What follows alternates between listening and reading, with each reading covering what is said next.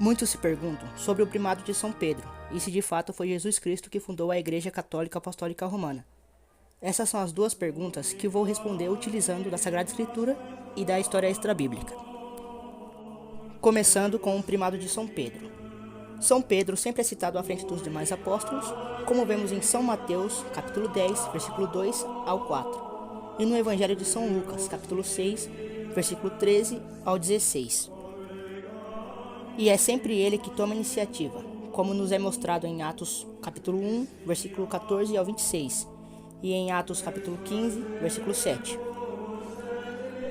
Mas as partes onde isso fica mais evidente são encontradas no Evangelho de São João, capítulo 1, versículo 42, onde Jesus muda o nome de Simão para Cefas, que significa pedra, que traduzindo para o português fica Pedro. Aqui a missão de São Pedro é dada a ele pela troca de seu nome, como já aconteceu antes com Abraão e com Jacó. Que na tradição judaica, essa troca de nomes significa a missão que a pessoa teria dali para frente.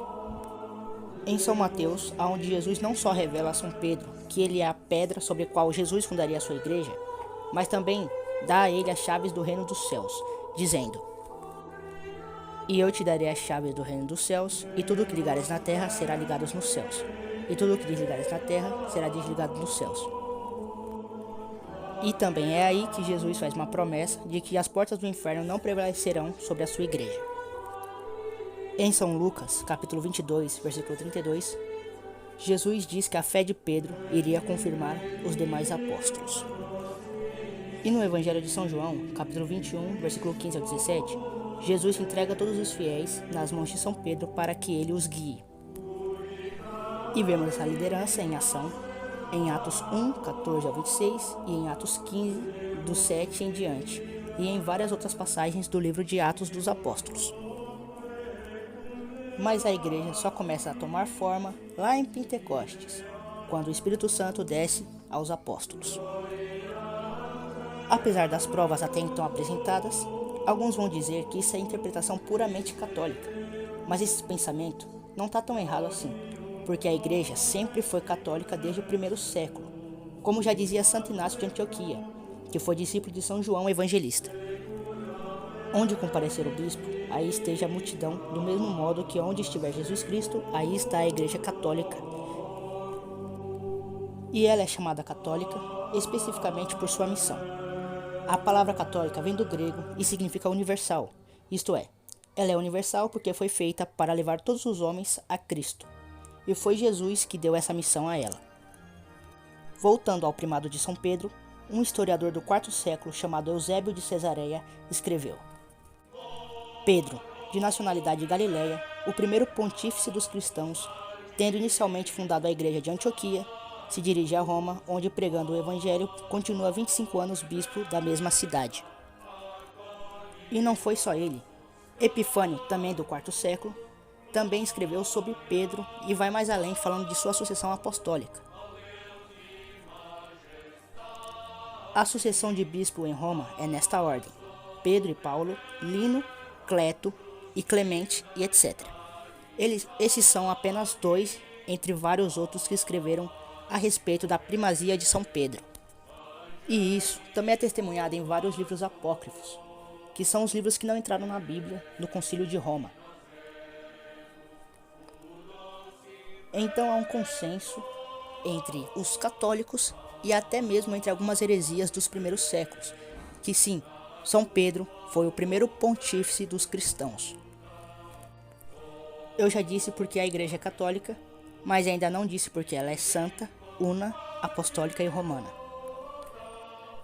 A igreja é santa não por causa dos homens pecadores que a compõem, mas sim porque ela é o corpo de Cristo e porque Cristo se entregou por ela, como nos mostra o livro de Efésios, capítulo 5, do versículo 25 ao 27, e em Colossenses, capítulo 1, versículo 24.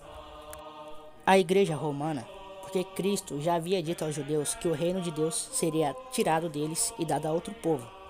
E Paulo revela na sua carta aos romanos que é lá em Roma que está a igreja que receberia esse reino. E o líder daquela comunidade era justamente São Pedro. E é lá em Roma que São Pedro foi crucificado de cabeça para baixo, assim sofrendo o martírio. E a partir daí, este lugar onde São Pedro sofreu o martírio virou a sede da Igreja Católica, e seus sucessores lideram daí a Igreja até os dias de hoje. E o atual sucessor de São Pedro é o Papa Francisco. A Igreja é apostólica não somente por ter recebido os ensinamentos dos apóstolos, mas também porque até hoje tem os verdadeiros sucessores deles. Ela é una porque há um só batismo, uma só fé, um só Deus e uma só Igreja. E o Papa é quem garante essa unidade. Durante o passar do tempo, desde o primeiro século até o atual, a Igreja foi perseguida por muitos, assim gerando vários mártires, entre eles os próprios apóstolos, mas as portas do inferno não prevalecerão sobre ela.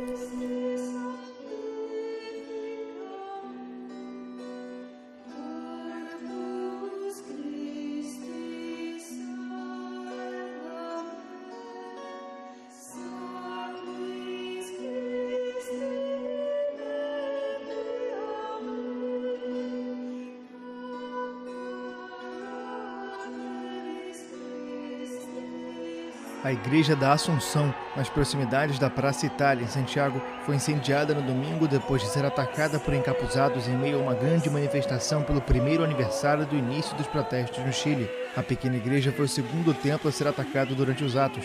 Quando a cúpula pegou fogo depois do desabamento da estrutura, vários manifestantes comemoraram.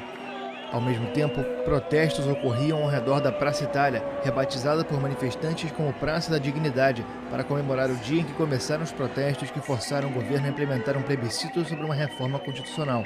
A votação, que acontece no próximo final de semana, decide se o Chile substitui ou não a Constituição herdada da ditadura de Augusto Pinochet. Pesquisas apontam que a opção de aprovar a mudança constitucional deve vencer com mais de 60% dos votos, depois de um ano em que a demanda por um maior bem-estar social ganhou apoio na sociedade.